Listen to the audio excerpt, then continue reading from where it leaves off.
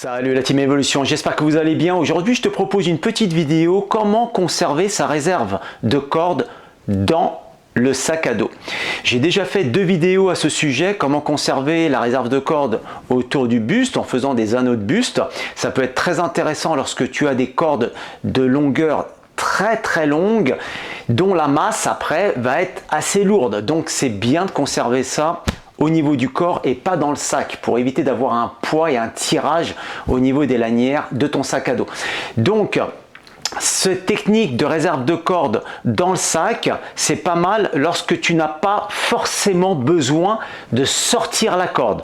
Tu l'as dans le sac, elle te gêne pas, c'est une corde qui va pas être très longue, une trentaine de mètres, donc ça va pas être très lourd, et si jamais tu en as besoin, tu pourras la sortir très facilement, la mettre en œuvre très facilement. Elle est dans ton sac, elle te gênera absolument pas. Je te présente ça tout de suite en image, suivant le sac que tu disposes. Tu peux trouver sur le marché un sac qui a une poche spécifique pour la réserve de cordes et tu peux trouver sur le marché un sac classique qui n'a pas de réserve de cordes, et là je vais te proposer une petite astuce pour pas qu'elle s'en mêle lorsque tu vas devoir la déplier. Premier modèle de sac, donc c'est celui qui dispose d'une poche en fond de sac ici pour y placer ta corde. Donc c'est très simple. Tu vois, la corde elle est ici. Bien sûr, il va falloir l'enquitter.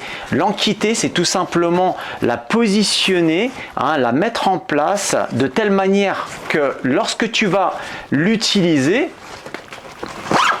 tu vas pouvoir tirer dessus sans qu'elle s'en mêle. Voilà, il ne faut pas qu'il y ait de nœud, il faut qu'elle puisse se dérouler très facilement. Ça, c'est le premier modèle de sac. Tu vois, c'est sympa. En plus, il y a une petite structure comme ça, assez souple, qui se positionne sur la corde et tu vas pouvoir y mettre tes affaires par-dessus sans aucun problème. Il n'y a rien qui va s'en mêler. Deuxième modèle de sac, c'est le modèle plus classique. Donc là, en fait, tu n'as qu'une poche au niveau du sac et il va falloir placer la corde ici à l'intérieur. Par contre, il y a une petite astuce pour pas qu'elle s'en mêle avec tes affaires qui sont à l'intérieur de ton sac, comme les gants, le bonnet, et puis ta polaire, ta flotte, etc. Donc ça, je vais te présenter ça tout de suite en gros plan. Première astuce pour pouvoir enquitter ta corde correctement sans que ça fasse trop le bordel, tu vois, avec le sac qui détient la poche spécifique pour y placer ta corde de réserve. Donc moi j'ai les cheveux longs, donc ça pose aucun problème, je peux passer la corde autour de ma tête, au niveau de ma nuque, et là je vais pouvoir commencer à enquitter la corde. Rappelle-toi, enquitter la corde c'est très important, surtout lorsque tu vas en avoir besoin pour pas qu'elle s'en mêle. Donc c'est enquitter, ça veut dire la placer correctement, voilà, tranquille. Et comme ça, tu vas pouvoir la réutiliser. Si jamais tu n'as pas les cheveux longs comme moi, tu mets une capuche autour de la nuque et comme ça, ça t'évite de te brûler le cou. Si jamais tu n'as pas de capuche, ce que je te propose de faire, tu prends un mousqueton, tu passes dedans ici, tranquille, voilà. Et puis comme ça, tu vas pouvoir l'enquitter très facilement. Là, tu vois, c'est une corde qui est en aramide, donc elle toronne pas mal. Franchement, je sais pas ce que tu en penses au niveau des cordes aramides, mais moi je trouve qu'elle toronne assez facilement, et en plus c'est un petit diamètre, donc cette corde là je m'en sers spécifiquement en hivernal lorsque je fais du ski de rando. Très utile si jamais tu dois faire une descente en rappel ou faire descendre une personne qui n'est pas trop à l'aise dans une pente assez raide. Donc ça peut être très intéressant. Voilà, celle-ci par exemple, elle fait 30 mètres de long, donc il y a de quoi faire, tu peux faire un beau rappel de 15 mètres. Donc c'est pas mal. Tu peux faire éventuellement aussi une remontée sur corde avec. Elle tient 1200 kg, donc on est large pour la descente en rappel et la remontée sur corde. Mais tu peux l'utiliser uniquement pour ça. Si jamais tu veux faire un assurage dynamique pour quelqu'un qui escalade, c'est pas fait pour ça. Là, il faudra prendre une corde spécifique, un plus gros diamètre. Et puis comme ça, tu seras tranquille. On arrive au bout des 30 mètres de corde. Voilà, tac. Là, elle est bien enquitée. Voilà, comme ça, après, je repositionne le petit truc au-dessus, comme ça, elle est tranquille. Et là, ce que je te conseille de faire, alors tu as remarqué certainement, lorsque j'ai commencé à placer ma corde dans le sac, je ne l'ai pas attachée. Tout simplement pour pouvoir la sortir entièrement si j'en ai besoin, sans enlever le sac du dos. Là ici, par contre, pour pas perdre le bout de brin, ce que je te conseille de faire, c'est juste un nœud d'arrêt au niveau des sangles de réglage du ventral ici. Voilà, tu fais un petit pêcheur double, hein, tranquille, voilà, hop, que tu places ici, tac, et comme ça va pas se sauver. Là, tout simplement, tu vas pouvoir fermer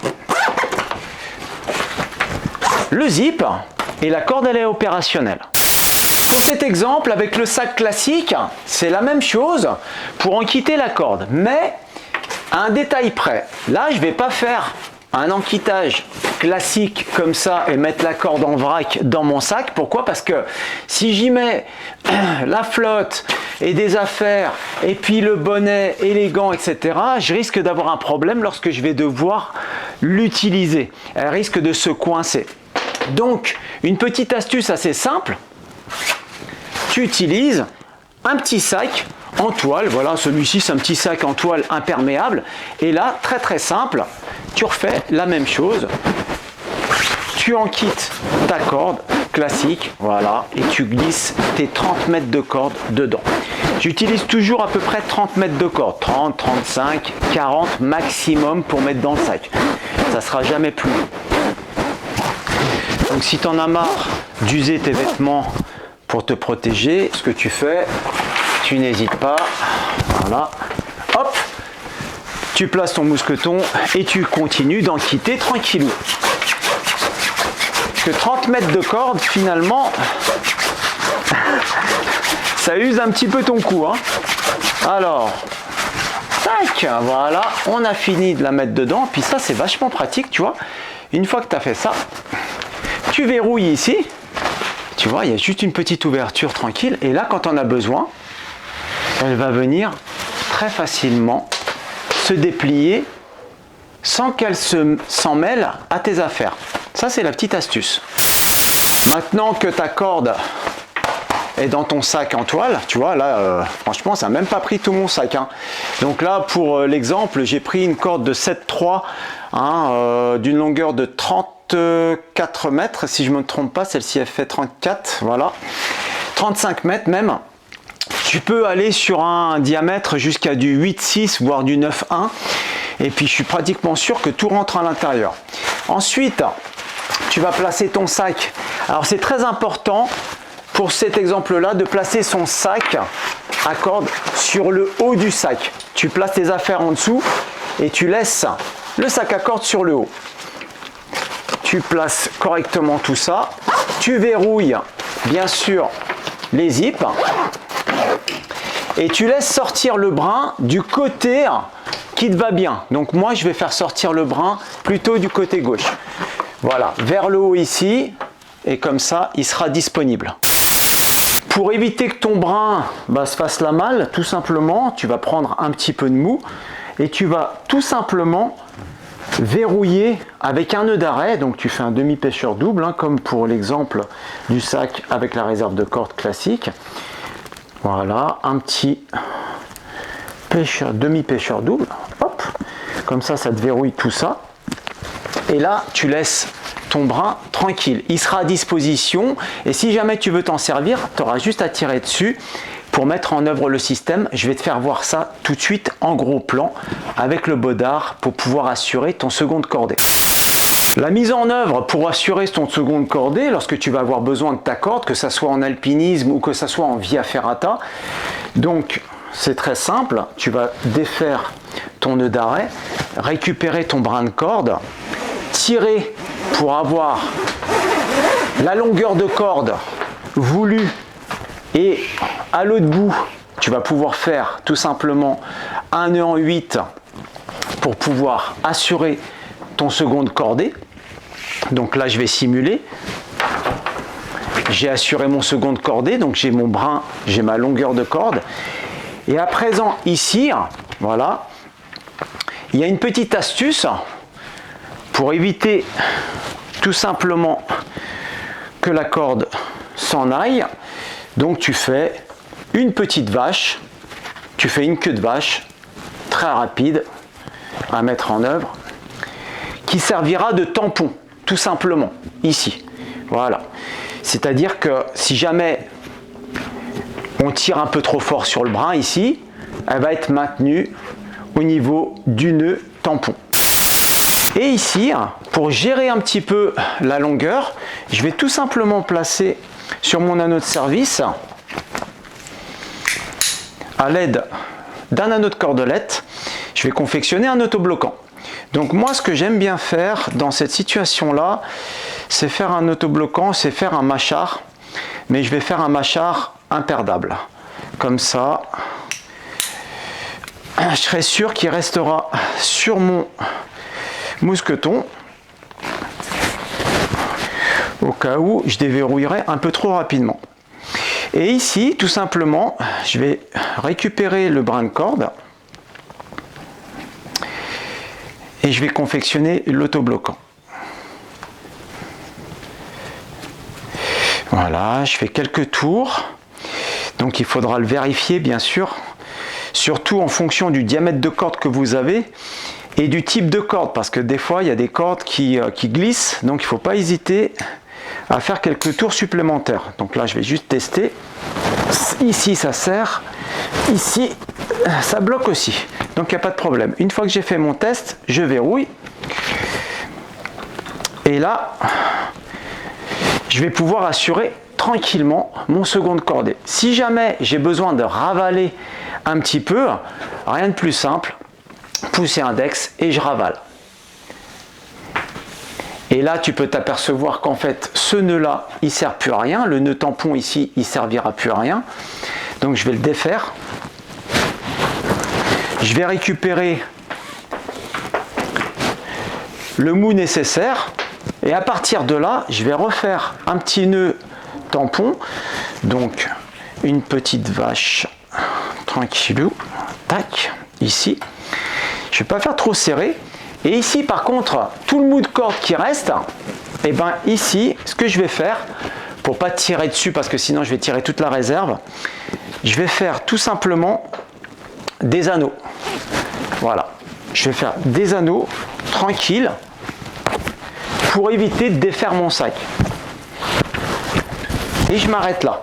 Et là, ce qu'il faut faire très attention, c'est que ce nœud ici, tampon, tu vois, il ne faut pas qu'il soit, comment dire, il faut qu'il y ait un peu de mou ici, parce que sinon tu risques de tirer sur les anneaux. Bon là ici, il n'y a pas de problème, ça ne tire pas dessus, tu vois.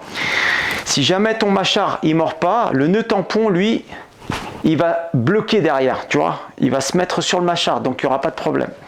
Donc c'est pour ça qu'en fonction des cordes, comme je vous le disais tout à l'heure, n'hésitez pas.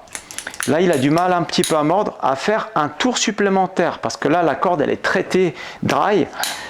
Donc, pour l'humidité, hein. Donc des fois, ça a du mal. Voilà, là, ça bloque bien.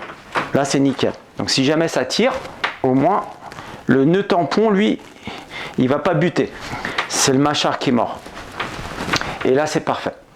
Ça t'évite en fait quelques anneaux de buste qui ne sont pas verrouillables, ça t'évite tout simplement de défaire le sac et de remettre à chaque fois la corde en quitté dans le sac. Et là tu vas pouvoir faire ta progression en via ferrata ou en alpinisme tranquillou. Maintenant tu connais une technique supplémentaire pour positionner ta corde de réserve, cette fois-ci dans le sac. Tu connais les anneaux de buste verrouillables et les anneaux de buste non verrouillables. Maintenant, il suffit juste de t'entraîner un petit peu, de bien maîtriser cette méthode et ensuite, tu vas pouvoir aller sur le terrain et te faire plaisir. Je te donne rendez-vous dans une prochaine vidéo. Harvey!